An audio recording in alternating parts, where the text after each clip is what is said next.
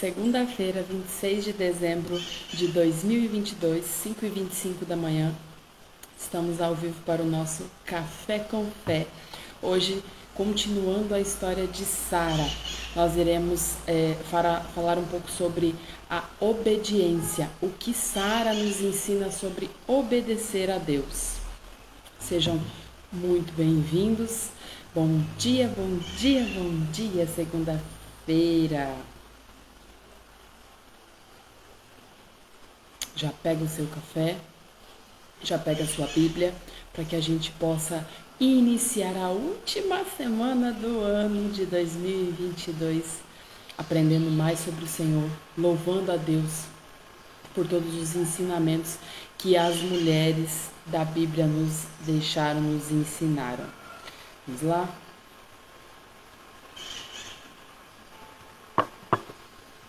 Hoje a gente vai falar um pouco sobre o que Sara nos ensina sobre obedecer a Deus, né? Mas antes vamos recapitular o que nós vimos, né, até aqui sobre a história de Sara. Sara foi escolhida por Deus para se tornar mulher de Abraão, né? Embora eles, Abraão e Sara, sejam irmãos por parte de pai, a Bíblia nos mostra que Deus escolheu eles para que se unissem, né? E a partir disso construíssem uma nova história. Bom dia, bom dia, bom dia. Deus abençoe.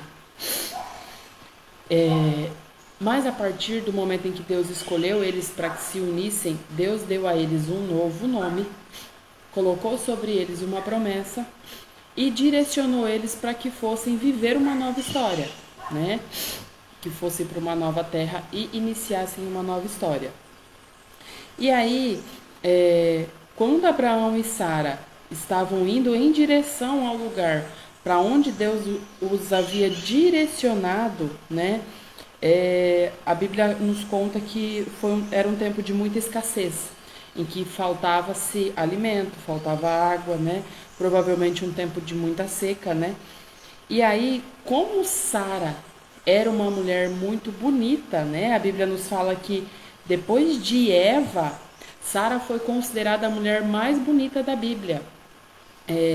Então, por ela ser uma mulher tão bonita, Abraão teve medo de que ao longo da jornada deles até a terra para a qual Deus os estava encaminhando, ele perdesse sua esposa fosse roubada, né, pelo rei ou por pessoas de maior poder, vamos dizer assim, né?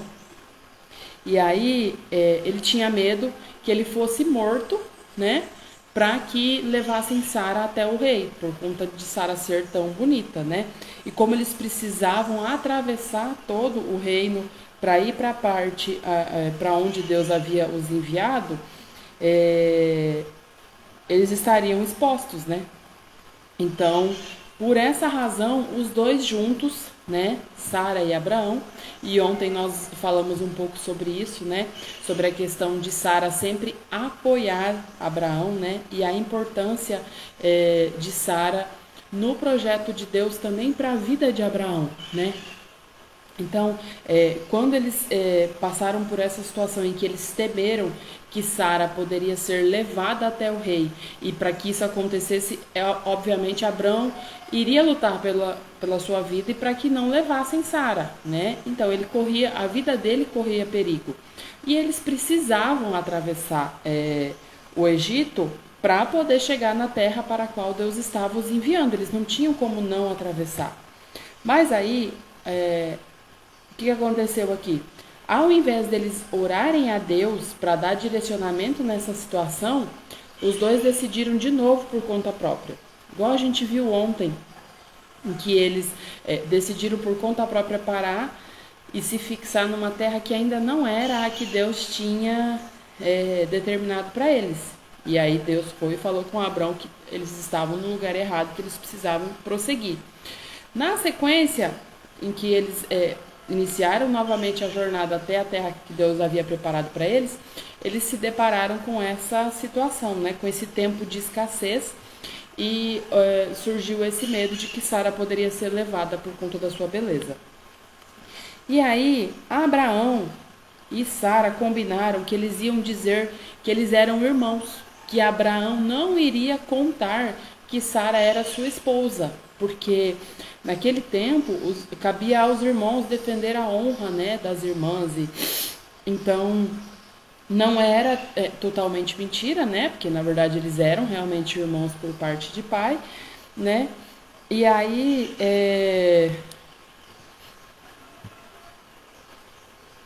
o rei chegou a levar, né? A Bíblia nos conta aqui, ó, que mesmo eles contando essa mentirinha, né? Vamos dizer assim, o rei levou Sara para o palácio, né? Com a intenção realmente de tomar Sara para si, né? Sara foi levada. Mas o Senhor Deus provou ser tão fiel a Sara e Abraão no seu propósito que ele não permitiu que o rei tocasse em Sara, né? Quando o rei estava com Sara, sobre posse de Sara, Deus falou ao coração do rei dizendo que Sara já era possuída por outro homem e que ela não poderia ser tocada. E a Bíblia nos conta essa história. Lá, depois, se vocês quiserem ler, em Gênesis 20, do versículo 1 ao 18, né? Ele conta toda a história, como é que foi, inclusive o rei Abimeleque na época, tá? Então, quem quiser ler mais completamente a história, eu não vou ler aqui porque senão fica muito extenso, né? Nosso estudo. E aí, qual que é a lição importante, né? Que embora mais uma vez Abraão e Sara tivessem tomado uma decisão sozinhos, eles dois, a gente vê que Deus permaneceu fiel na promessa e protegendo eles. Então teria sido muito melhor se eles tivessem confiado em Deus e pedido orientação e direcionamento de Deus, ao invés de se desesperar, criar uma história e contar uma mentira e ainda por cima até pecar, né? E aí a gente traz para nossa realidade hoje, né? Muitas vezes a gente tem promessa de Deus sobre a nossa vida, né? Enquanto mães, enquanto esposas, a gente recebe de Deus uma palavra, a gente realmente espera que Deus vá fazer um milagre na nossa vida, mas o nosso imediatismo, né? A nossa necessidade de controle acaba muitas vezes nos impedindo de viver por completo a promessa do Senhor. Porque a gente vê aqui, ó, que o fato de Deus ter dado uma nova identidade para Abraão e para Sara e ter mostrado para eles que existia uma nova história para eles, isso não impediu que eles passassem por provações, que eles passassem por dificuldade, porque era a forma de Deus preparar eles para o que eles viveriam, né, dentro da promessa do Senhor, para que Deus visse como eles se comportavam dentro das provações, dentro daquelas limitações que iriam surgindo, né? E aí nós vemos assim que Abraão e Sara pecaram, né? Do mesmo modo que eles erraram, eles cometeram muitos erros, mas ainda assim Deus os usou grandemente, né? E aí a lição que fica as pessoas muitas vezes acreditam que se cometerem um erro será o fim, que Deus nunca mais poderá usá-las, o que não é verdade, né? E isso é muito importante porque uma das coisas que a gente ouve, né, na jornada de tentante, e me dói o coração quando eu ouço isso, Deus está me castigando. Deus não me dá filhos porque eu devo ter feito alguma coisa muito errada. Por que será que Deus não quer que eu engravide? E muitas de vocês até chegam a dizer assim: tem promessa de Deus para minha vida que eu serei mãe, eu não entendo porque eu estou passando por esta dificuldade. E aí, quando a gente fala da história de Sara e por que é que eu quis fazer tão detalhadamente e tão pausadamente a história de Sara, para que vocês vão realmente percebendo que Deus mudou a identidade de Sara. Deus escolheu um marido para Sara e deu a ele também uma nova identidade, para que ambos vivessem juntos um novo projeto, segundo o coração de Deus. Mas isso, por si só, não impediu que eles passassem por dificuldades, que eles pecassem. Mesmo sabendo que eles estavam debaixo da proteção de Deus, que eles tinham um plano, né? Que Deus tinha um plano para a vida deles, ainda assim, eles cometeram erros, eles foram impacientes e eles pecaram. Mas nem isso não tirou deles a promessa. Lembra que a gente falou que quando Deus mudava o nome de uma pessoa na Bíblia, era porque tinha uma promessa para a vida daquela pessoa? Então, mesmo eles errando, mesmo eles agindo por conta própria, dentro da sua própria vontade, pecando contra Deus, Deus não os abandonou. Deus ainda permaneceu com o projeto para a vida deles, né? Então,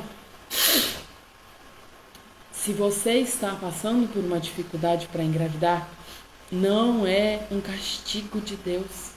Pelo contrário, Deus está provando, Deus está te preparando, Deus está te capacitando. A gente precisa olhar para a jornada de tentante, olhar para o convite que a infertilidade nos faz, realmente como um chamado de Deus. Para que Deus está te conduzindo para viver isso? O que é que você precisa aprender a partir dessa dificuldade para engravidar, né? E aí segue o texto dizendo assim, ó: se você pecou, confesse a Deus seu pecado, pois somente Ele fará as correções necessárias. A palavra de Deus diz em 1 João 1,9. Se você estiver com a sua Bíblia aí, pode abrir. 1 João 1,9. Se confessarmos os nossos pecados, Ele é fiel e justo para nos perdoar os pecados e nos purificar de toda injustiça. Então, se tiver alguma coisa pesando aí no seu coração, e que sempre que você ora a Deus pedindo pelo seu milagre, pedindo pelo seu filho, isso vem muito forte no seu coração e você sente que isso te incomoda, entregue no Senhor. Faça uma oração aí sozinha, quietinha no seu quarto, e entregue ao Senhor isso que você está sentindo, essa dor. Questões relacionadas a perdão mesmo. Você não necessariamente precisa comunicar à pessoa que você vai perdoá-la, ou que você vai... A menos que realmente você sinta no seu coração essa necessidade. Porque questões relacionadas a perdão são muito pesadas. São um fardo que a gente carrega, muitas vezes até pelo outro. O outro às vezes está em paz, está vivendo a vida dele, e você está incomodada com essa situação. E às vezes o outro nem está sabendo. Então são coisas que a gente precisa deixar aos pés do Senhor, deixar realmente que Deus tome posse, que Deus tome o controle, né? Para que as coisas realmente fluam e você consiga se libertar, né, desse peso. Deus pode perdoar o seu pecado e restaurar um lugar de gozo e serviço em seu reino, né? Então, é tudo por Ele e para Ele, né? Não somos nós, não sou eu que vai te perdoar. É muito mais válido do que pedir perdão a homens ao Senhor, porque é Ele quem vai aliviar o nosso fardo, né? E aí, algumas das perguntas que ficam, né, sobre a vida de Sara, e uma reflexão muito importante para a gente finalizar, né? Um erro não desqualifica uma vida. Um erro não te faz ser uma pessoa errada, né? Errar é humano, já diz o ditado aí, né? Agora, permanecer no erro, de fato, é burrice. Porque a gente percebe que o Senhor Deus nos convida a entregar a Ele todos os nossos pecados, todas as nossas dores, tudo aquilo que está pesado demais na sua jornada, né? Tá difícil, tá cansativo, ninguém te compreende, você se questiona o porquê de estar passando por isso, né? Tudo que tiver pesado aí, né? Entregue ao Senhor. Faça uma oração aí sozinha no seu quarto, fecha a porta e coloca aos pés do Senhor toda essa dor. Tá difícil, tá pesado, você tá se sentindo incompreendida, castigada, né? Muitas de vocês trazem a infertilidade realmente como um castigo, independente de como for. Eu te convido agora neste momento a fazer essa oração comigo, colocando aos pés do Senhor tudo aquilo que realmente você acredita que pode estar te impedindo de viver o seu sonho da maternidade, impedindo o seu sonho de ser mãe, né? É a última semana do ano, muitas coisas aconteceram neste ano e é importante que a gente consiga administrar tudo isso, deixar tudo para trás realmente, para recomeçar, para reviver, né? Viver um novo ano aí com o Senhor, e colocar os nossos planos desde já, né? Aos pés da cruz e consagrar ao Senhor. Então, oremos. Senhor, meu Deus e meu Pai, chego em Tua presença para Te louvar e Te agradecer por mais uma manhã, por mais uma oportunidade, por mais um dia de vida, Senhor Deus, que o Senhor nos dá. Te agradeço por estarmos aqui, por ter nos protegido e nos guardado, Senhor Deus, e nos permitido chegar até aqui, ó Pai. Nos perdoa, Senhor Deus, de todos os nossos pecados, de todas as nossas falhas, nossos erros, Senhor Deus. Livra o coração, Senhor Deus, de cada peso, Senhor. Cada coisa que tem nos incomodado, tem nos feito sentir que nós estamos distante da Tua vontade para a nossa vida, Senhor Deus. Tudo aquilo, Senhor, que nós acreditamos que nos afasta do propósito para o qual fomos criadas, Senhor Deus. Que o Senhor revele neste momento e que o Senhor possa trazer entendimento e perdão, Senhor. Independente de qual seja a situação, que o Senhor possa aliviar o fardo, Senhor Deus, de cada uma dessas mulheres que me ouvem nesta manhã, Senhor. Que a infertilidade não seja, Senhor Deus, um castigo, um peso, um fardo. Que seja, Senhor Deus, um movimento de auto-amor, autorresponsabilidade, autocura, Senhor Deus, autoanálise, um tempo de fé, um tempo de esperança, Senhor Deus, um tempo de força. Eu te peço, Senhor Deus, que abençoe o sonho de cada mulher, Senhor Deus, que me ouve nesta manhã. Que em momento algum ela duvide, Senhor Deus, da sua força, que ela duvide, Senhor Deus, da confiança depositada em Ti, Senhor Deus, na vida dela. Eu te peço, Senhor Deus, nesta manhã, que abençoe a cada lar, a cada família onde essa palavra chegar. Abençoe também o meu dia, os meus filhos, o meu marido, a minha casa, Senhor Deus, o meu lar, para que eu possa estar aqui novamente com a Sua permissão e a Sua graça, todas as manhãs, manhã após manhã, Senhor Deus, neste projeto que não é meu, que é Seu, para a honra e glória do Teu nome. É o que eu oro e peço em nome de Jesus. Amém, amém e amém. Que a graça e a paz do nosso Senhor Jesus estejam conosco neste dia. Abençoado seja o nosso dia, a nossa segunda-feira. Louva a Deus por sua vida. Deus te abençoe.